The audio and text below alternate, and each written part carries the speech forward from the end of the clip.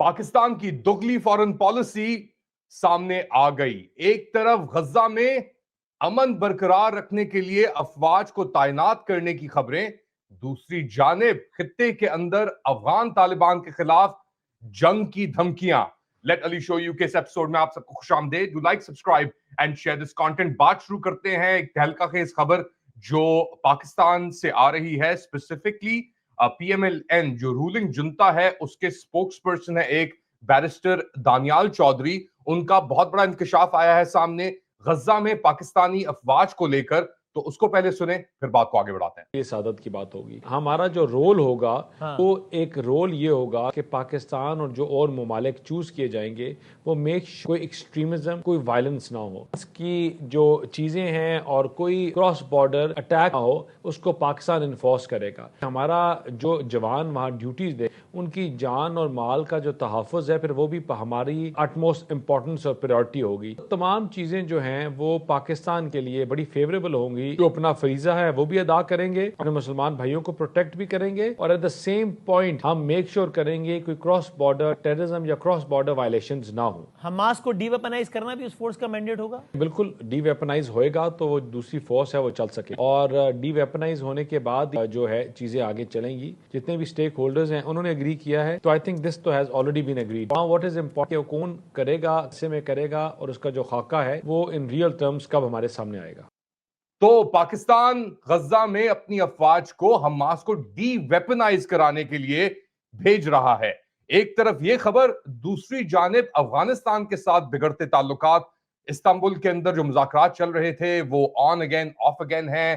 Turks और कतरी बहुत कोशिश कर रहे हैं कि किस तरीके से एक अमन मुआहिदा हो जाए अफगानिस्तान और पाकिस्तान के खिलाफ, मगर साथ साथ अफगान इंटीरियर मिनिस्टर सिराजुद्दीन हक्कानी की भी एक स्पीच आई है। वो बात कर रहे थे फायर फाइटर्स से, अफगानिस्तान में जो ग्रेजुएट कर रहे हैं उनसे, तो उसके अंदर उन्होंने क्या कहा, मुलाहिजा करें। څوک چې د موږ بې ارامي غواړي، بې راحتي غواړي، د موږ په منفعاتو ګټه کې د خپل ځان منفعاتو ګټې ویني، داسې دفاع به یې کوي لکه شوروي اتحاد ته چې جواب ورکړو، جمع امریکا ناټو ته به جواب ورکړو. په دې کې به زموږ خپل مشروع حق وي. په دې کې الحمدلله کمزوري نه وي. کاټان، توپ، طیاره لرې وټه ویشتونکي توغندي نه لري. تر دغه نه ډېر قوي شی موږ لرو چې ډېر قوي عزم دی، اراده چې موږ نه یې مات کړي، نه یې په زندان مات کړي، نه یې په شهادت مات کړي، نه یې په لوږه تنده مات کړي، نه به بیا ماتوي انشاءالله الرحمن د خدای په لوی نصرت سره. خو افغانان ټولو دنیا ته د امن پیغام ورکوي. तो अफगानों के पास बहुत ही एक्सपीरियंस है कि किस तरीके से लड़ाई लड़नी है। उनके पास एटमी हथियार ना हो लेकिन उनके पास जज्बा है जिसने उन्होंने अमरीकियों को और रशियंस को हराया है। ये कह रहे हैं सिराजुद्दीन हक्कानी इस पूरी सिचुएशन के ऊपर। और पाकिस्तान की जो ये दुगला फॉरेन पॉलिसी या दुगली फॉरेन पॉलिसी सामने आ रही है, इस पे मजीद तज्जिया करने के लिए हमें ज्वाइन कर रहे हैं एक बार फिर doctor Niaz Murtaza. Thank you so much doctor Niaz में ज्वाइन करने का। यूरो पॉलिटिकल इकोनॉमिस्ट, ये हिपोक्रिटिकल फॉरेन पॉलिसी आपने पहले भी देखी हुई है। हमें बताएं कि ये जो आप देख रहे हैं अपने सामने, एक तरफ गजा में जो स्टेटमेंट आया है और दूसरी तरफ अफगानिस्तान के साथ जो रवैया है, how do you make of it? जी बहुत बहुत शुक्रिया Ali, pleasure to be back. ये आपको शायद याद हो, मैंने काफी हफ्ते पहले एक ट्वीट की थी कि जी अब वजह समझ आ रही है कि ट्रम्प जो है वो पाकिस्तान से इतना वार्म क्यों कर रहा है। And I think I was one of the first persons two point out the possibility कि पाकिस्तानी ट्रूप जो है गाजा भेजने की तैयारी हो रही थी, और उसको आयशा सिद्दीका ने भी पिक किया था और अपने एक आर्टिकल में मुझे कोट किया था कि Dawn columnist Niaz Murtaza is almost certain कि जी पाकिस्तान के ट्रूप जो है वहां जा रहे हैं। और अब ये आपने देखा चंद हफ्तों में, इट्स ऑलमोस्ट सर्टेन। अब तो मेरे ख्याल में बस वो साइनिंग वगैरह जो है थोड़ी बहुत वो रह गई होगी, terms and conditions, but it's almost certain कि हम जा रहे हैं। अब peace keeping force is not new for Pakistan. Pakistan 30-40 जो है पीस कीपिंग मिशन कर चुका है, स्पेशली इन अफ्रीका।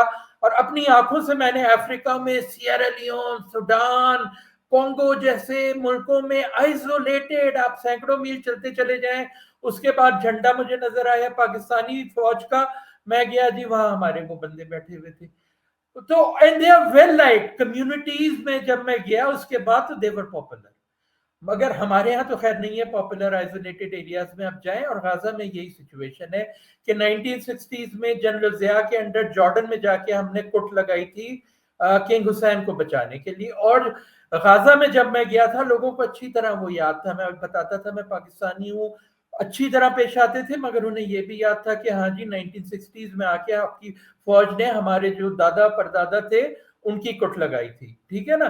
तो अब इस सिचुएशन में हम जा रहे हैं, वैसे तो पेपर पे बहुत अच्छा लगता है कि जी फलस्तीनियों को बचाने के लिए इस्राएली बर्बरियत से, मगर वहां पे जाके होगा क्या? अब आपने देख लिया इजराइल ने तो कोई परवाह नहीं की इस सीज फायर की, उसने तो और जो है ज्यादा बढ़ा दिया है।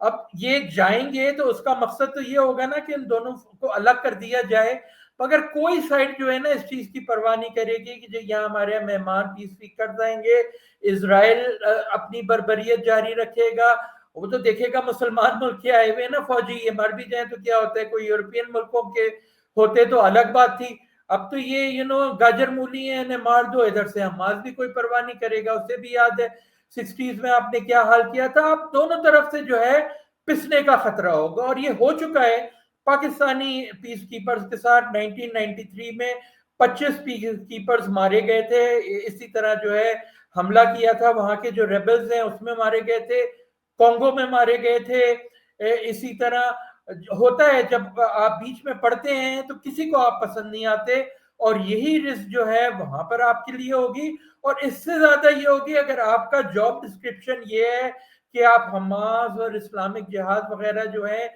उन्हें डीवी वेपनाइज करें और उन्हें पुलिस करें, और उस तरफ से जो है एड की कमी बरकरार रहेगी, इसराइली बर्बरियत जो है वो कायम रहेगी, तो फिर जाहिर है लोग तो वहां पे सफर नहीं करेंगे ना, फिर वो आप पे अपना गुस्सा निकालेंगे। तो ये जो है it could easily become one of the most contentious peace keeping operation in the history of the United nation.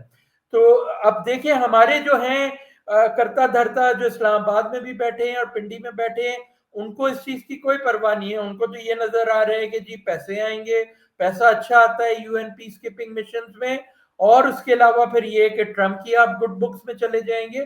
तो जो है निहायत जो है ये खतरनाक सिचुएशन हो सकती है। उम्मीद हम यही करें कि ऐसा ना हो, मगर इस चीज को आप इग्नोर भी नहीं कर सकते। आपने अक़वाम मुत्तहिदा का जिक्र किया, ये तो अभी तक हमें यही नहीं पता कि यूएन मैंडेट है भी कि नहीं, क्योंकि यूएन ने तो कोई वोट नहीं किया इसके ऊपर। ये तो ट्रम्प का एक गाजा प्लान है और इंटरनेशनल स्टेबलाइजेशन फोर्स का प्लान है, और ऑफिशियली तो इसके ऊपर एज सच कोई बात नहीं हुई है कि कौन जाएगा कौन नहीं जाएगा, किस मैंडेट के तहत जाएगा। यूएन की मैंडेट होगी, पाकिस्तानी पार्लियामेंट की मैंडेट होगी, वो तो बातें हुई नहीं अभी तक। हाँ वही अलग चीज है कि जी ये मैंडेट किसकी होगी, नॉर्मली तो यूएन की होती है। 30-40 जिनका मैंने जिक्र किया वो तमाम की तमाम जो है यूएन की थी। अब और कौन हो सकता है, ये हो सकता है कि जी एक जो ये एक क्या नाम उसका रखा जा रहा है, जो इंटरनेशनल एक जो वो होगी stabilisation force, international stabilisation force, stabilisation force. दूसरा ऑप्शन ये है कि वो स्टेबलाइजेशन फोर्स जो है जिसे फंड जाहिर है हमारे शेख बरादरान करेंगे, थोड़ा बहुत हो सकता है अमेरिका पैसा डाल दे, यूरोप डाल दे, हो सकता है स्टेबलाइजेशन फोर्स जो हो वो उनको बुलाए, और इसका फैसला जो है वो इजराइल करेगा।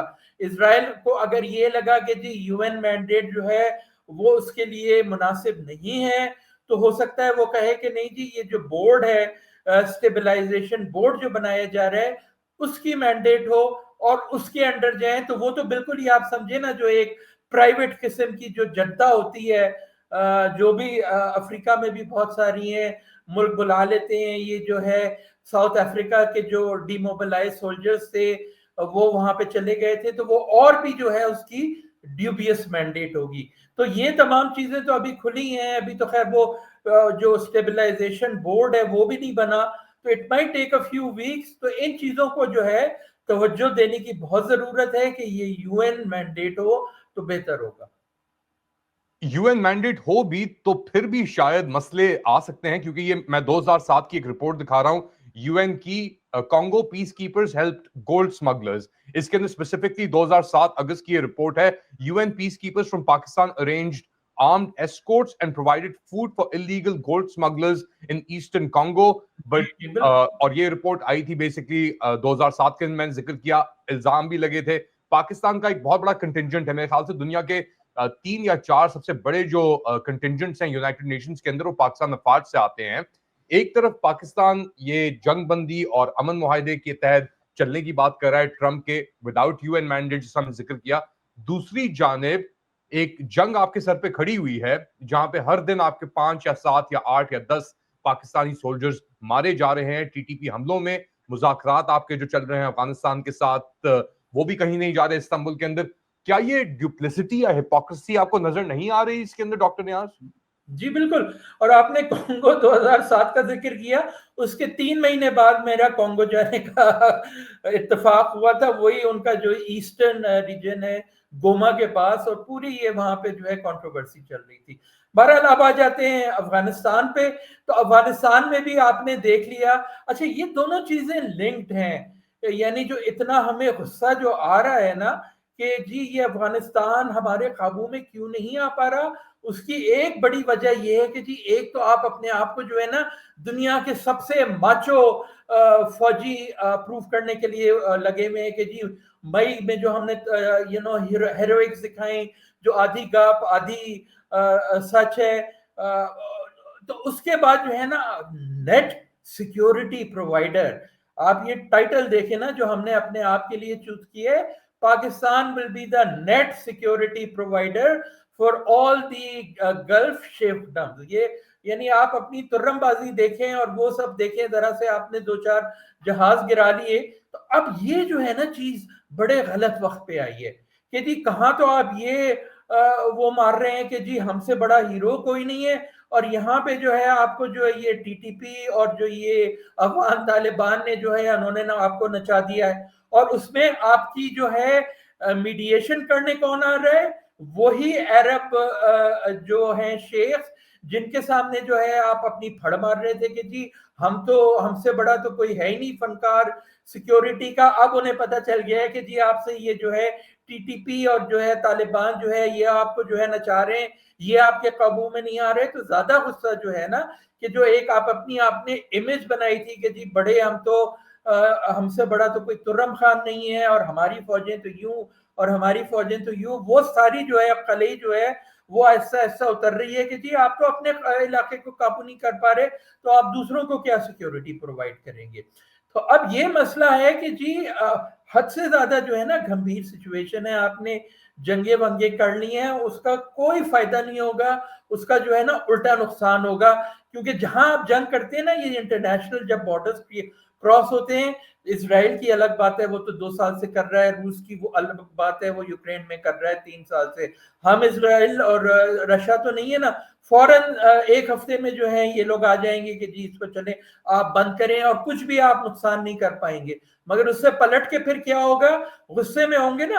अफगान तालिबान को तो फायदा होगा, जब जंग होती है ना तो जो खराब से खराब रिजीम होती है ना वो भी थोड़ी पॉपुलर हो जाती है। मई में आपने देख लिया था ये जो हमारी ANPM हाइब्रिड रिजीम है किस कदर ये अनपॉपुलर है, और जंग के बाद जो है थोड़ी बहुत जो है उनकी अनपॉपुलैरिटी में कमी आ गई थी, उनको इंटरनेशनल और नेशनल बूस्ट मिल गई। अफगान भी कहेंगे आओ थोड़ी बहुत बमबारी कर लो, हमें तो आदत है, कौन सी हमारे लिए बड़ी बात है, हम तो 40 साल से लड़ रहे हैं, हमने रशिया की बमबारी जो है डील की है, हमने USA की बमबारी डील की है, तुम कौन सी बड़ी चीज हो, करो बमबारी, वो मरेंगे अफगान सिविलियंस, और पाकिस्तान जो है उनमें जो है अनपॉपुलर होगा और हम पॉपुलर हो जाएंगे, जी देखो हम ही हैं जो तुम्हें बचाने वाले हैं। तो उसके बाद ये होगा, और उसके बाद जो है फिर जो है आप इंडिया की वो कर रहे हैं जो कि हो रहा है, वो फिर जो है तीनों मिलके आपको जो है तकनीक अनाज नचाएंगे, BLA के हमले होंगे, TTP के हमले होंगे। अब ये नहीं पता कि अब TLP क्या शक्ल लेती है, वो अंडरग्राउंड चली गई है। तो अगर ये तीनों मिलके आपको जो है टारगेट करते हैं तो फिर तो बहुत खराब सिचुएशन हो सकती है। अफगान आपसे नफरत करेंगे और आपकी जो है कलई खुल जाएगी थोड़े दिन में कि जी आप कोई जो है नेट सिक्योरिटी प्रोवाइडर बनने के काबिल नहीं है, आपकी तो अपनी सिक्योरिटी सिचुएशन इतनी खराब है, तो दोनों तरफ से आप वहां पे गाजा में पिट रहे होंगे आपकी फौजें, और यहाँ पे आपका ये हाल हो रहा होगा बलूचिस्तान में और ट्राइबल एरियाज में। तो बगैर सोचे समझे जो है ना, जो ये फैसले होते हैं उनका नुकसान हम 70 साल से उठा रहे हैं। 1960s में हमने अमेरिका के साथ यही की थी, 80s में, फिर 2000s में, और हर एक का नुकसान जो है हम आज तक भुगत रहे हैं। वो जो पैसे आए थे वो खत्म हो गए, और जो उसके नुकसानात हैं वो दिहाइयों से हमें चल रहे हैं। आपने एक्सटर्नल एस्पेक्ट्स की बात भी की। एक ताजा खबर आई है, ऑफ कोर्स पाकिस्तान अफगानिस्तान के साथ तो उनके मुज़ाकरात चल रहे हैं, मगर वो मुज़ाकरात हैं जो तहरीक तालिबान पाकिस्तान के हमले चल रहे हैं पाकिस्तान के अंदर, उसके ऊपर एक ऑपरेशन भी जारी है, मिलिट्री ऑपरेशन बलूचिस्तान में, खैबर पख्तूनख्वा के अंदर। अब खबरें आ रही हैं कि टीटीपी का एक टॉप कमांडर मुफ्ती मुजाहिम और यासिर को पाकिस्तान सिक्योरिटी फोर्सेस ने बाजोड़ के डिस्ट्रिक्ट के अंदर, जो अफगान बॉर्डर के साथ लगता है पाकिस्तान का, वहां पे इन दोनों को मार दिया गया है। मुफ्ती मुजाहिम एक बहुत बड़े लीडर थे और अपेरेंटली टीटीपी के एक जमाने के अंदर डेप्यूटी मिलिट्री कमांडर भी रह चुके हैं। यूरो पॉलिटिकल इकोनॉमिस्ट, इस वक्त माशी सूरत हाल पाकिस्तान की क्या है? हम कर्जों पे तो वैसे चल रहे हैं, हमें पता है, बट ये जो बड़ी बातें हैं, बड़े दावे हैं, इसकी हकीकत क्या है ऑन द ग्राउंड? आपको क्या नजर आ रहा है डॉक्टर नियाज? जी, अभी एक और मीटिंग हुई है वो MBS के साथ, हमारे शहबाज शरीफ साहब की, और उसमें फिर ये हुआ है कि जी सऊदी अरब जो है वो इन्वेस्ट करेगा। मैंने जल्दी से एक सर्च की, ये 10वीं मीटिंग है पिछले 3 साल में MBS और शहबाज शरीफ के दरमियान। हर मीटिंग के बाद ये तय होता है कि जी अब सऊदी अरब जो है वो इन्वेस्ट करेगा, और अभी तक एक ढीला नहीं आया। ठीक है ना? तो अब देखें क्या आता है जो ये कर रहे हैं। अच्छा, ये जो है ना, ये इंटेलिजेंस बेस्ड ऑपरेशन था। यही जो है ना, मैं काफी दिन से, आपने मेरी ट्वीट्स में देखा होगा, this is what I am advocating, कि ये जो बड़े बड़े हम हमले जाके करते हैं ना ट्राइबल एरियाज में, ड्रोन्स का हमला करते हैं, हेलीकॉप्टर अटैक्स करते हैं, लार्ज स्केल मिलिट्री ऑपरेशंस, ये this is the wrong approach, क्योंकि उससे लोगों का नुकसान होगा। जो लोकल्स वो भी आपके खिलाफ हो जाएंगे, और वो ऑलरेडी आपके खिलाफ हो रहे हैं। जो आपको करना चाहिए, इंटेलिजेंस बेस्ड ऑपरेशंस आप मालूम करें इनकी राहदारियां कहाँ हैं, इनके छुपने के इलाके कहाँ हैं, और उसके बाद एक छोटा सा जो है ना, आप एक कमांडो कंटिंजेंट भेजें जो बहुत ही पिन पॉइंटेड टारगेटेड किस्म के ऑपरेशंस करें, जिससे सिर्फ ये लोग मरें। आप अगर ये कहते हैं ना कि जी वो अपने इलाके से टीटीपी को सफाया नहीं कर पा रहे, तो आपसे भी तो ये सवाल हो सकता है, आप अपने इलाके से उनका सफाया क्यों नहीं कर पा रहे? आपकी तो उससे बहुत ज्यादा बड़ी फौज है ना। अफगान तालिबान के लोगों को तो टीपी नहीं मार रही ना, बड़े वहां पे तो आराम से मार रही है, आपके लोगों को मार रही है। आपकी फौज बहुत ज्यादा बड़ी है, तो आप अपना इलाका साफ करें ना। दूसरे ममालिक पे तो हमारा इतना जोर नहीं है, आप अपना इलाका भी नहीं साफ कर पा रहे, और अगर करने की कोशिश करते हैं तो आप ओवरकिल करते हैं, ड्रोन अटैक करते हैं जिसमें सिविलियंस मारे जाते हैं। तो सही तरीका यही है कि आप अपने बॉर्डर को सिक्योर करें, और ये जो है सब्जी टमाटर वगैरह इनको ना बंद करें, ना लोगों का, आम लोगों का मारा आना जाना बंद करें।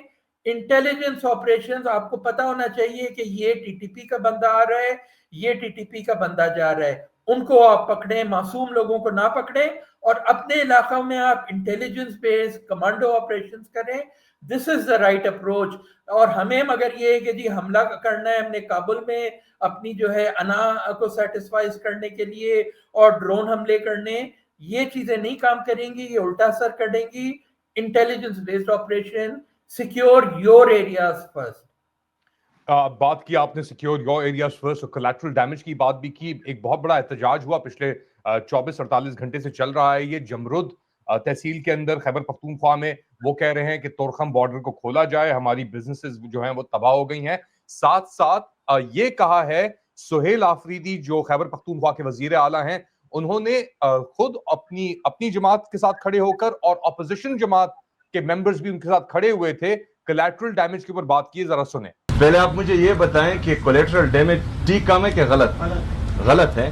तो मैंने ये कहा है कि जो जिम्मेदार हैं इनके उनके खिलाफ जो है FIR कटनी चाहिए, लेकिन इसके लिए एक वाज़ह कानून मौजूद नहीं है जिस पर काम किया जा रहा है। हमारी जो इन हाउस कमेटी बनी है तमाम पार्लिमानी लीडर्स की, उनकी बाकायदा कल से जो है मीटिंग शुरू हुई है और तकरीबन 4-5 घंटे ये मीटिंग जारी रही, जिसमें मुख्तलिफ अमूर पर मुख्तलिफ अमूर ज़रा गौर लाए गए हैं, जिसमें ये भी है तो इंशाअल्लाह ताला इसके लिए कवानीन बनेंगे और बुनियादी इंसानी हकूक जो हैं वो कम से कम खैबर पख्तूनख्वा में पामाल नहीं होंगे इसके बाद इंशाअल्लाह। तो हम किसी भी हद तक जाने के लिए तैयार हैं अपने लोगों की जान बचाने के लिए, ये कह रहे हैं सुहेल आफरीदी। एक इंटरनल डायनामिक पॉलिटिकली आपने अपने आप को तबाह कर दिया है, कोई आप बात करने की गुंजाइश में नहीं रही रियासत। दूसरी जानिब you are fighting on all fronts, तो ये इंटरनल पॉलिटिकल टेम्परेचर को भी बढ़ा रहे हैं, एक्सटर्नल भी बढ़ा रहे हैं, तो क्या what is the end game here finally very quickly doctor Niaz? End game ये है कि जी तमाम इंस्टीट्यूशंस को तबाह करो, हर ग्रुप को जो जरा सी भी जस्ट शिकायत कर रहा है उसे कुचल दो, तो इंटरनल रिस्क बढ़ रही है और फिर आप जो है एक्सटर्नली इस खतरनाक किस्म की जो चीजें हैं उनमें घुस रहे हैं, तो हद से ज्यादा। और ये आपने मेरा जो लास्ट प्रोग्राम वही किया था ना कि रिस्क और कॉन्फ्लिक्ट प्रोन हम कितने, ये जो है हम तमाम जो है बीज बोझ रहे हैं अगले 30-40 साल की कॉन्फ्लिक्ट्स के लिए, आज बीज बोए जा रहे हैं। और इसका खतरा ये है कि अब तो ये होता है, लास्ट टाइम मैंने बताया था ना, हर 14 महीने बाद हमारी एक क्राइसिस आती है ऑन एन एवरेज। अब हम हो सकता है उस तरफ बढ़े जो हाल सूडान का है, सोमालिया का है, सीरिया का है, परपेचुअल क्राइसिस, परपेचुअल। और डायनामिक्स क्या है? पॉलिटिकल सिस्टम आपका कोलैप्स है, पॉलिटिकल सिस्टम कोलैप्स है तो आपकी इकोनॉमी कोलैप्स रहेगी, डिफॉल्ट हो सकते हैं, डेमोग्राफिक आपकी वेरिएबल्स, पॉपुलेशन बढ़ के आपकी डबल होने वाली है, जो यूथ होगा उसे ना पॉलिटिकल प्लेटफॉर्म में कोई जगह मिलेगी, इकोनॉमी उसको जॉब्स नहीं देगी, फिर वो कहाँ जाएगी? जो सोशल डायनामिक्स है, एक्सट्रीमिज्म बढ़ेगी, एक जो प्लेटफॉर्म होगा उसको एब्जॉर्ब करने के लिए तैयार होगा वो एक्सट्रीमिज्म का होगा। फिर क्लाइमेट चेंज आपका आ रहा है, पानी आपका जो है तबाहियां आएंगी, सी इंक्लूजन होगा, फ्लड्स आएंगे, तो हर तरफ से। और फिर जो एक्सटर्नल रिस्क है, इंडिया, अफगानिस्तान, तो हर तरफ से जो है ना अगले 25 साल leading to your 100 years you are going to become more and more and more crisis prone. एक वाहिद तरीका जो है उसे सही करने का कि आप अपनी जो पॉलिटिकल सिस्टम है उसे इंप्रूव करें, पॉलिटिकल लेजिटिमेसी लेकर आए। बाकी तमाम प्रॉब्लम्स को डील करने का सिर्फ एक तरीका होता है आपका लेजिटिमेट पॉलिटिकल प्लेटफॉर्म्स। अगर वो नहीं होगा तो ये तमाम जो तबाहियां हैं ये बढ़ती चली जाएंगी। और दूसरा तरीका ये है कि जी इंडिया से अगर आपका किसी तरह पीस हो जाए ना तो ये तमाम जो डायनामिक्स है ये जो है इनको कमी आने में बहुत मदद मिलेगी।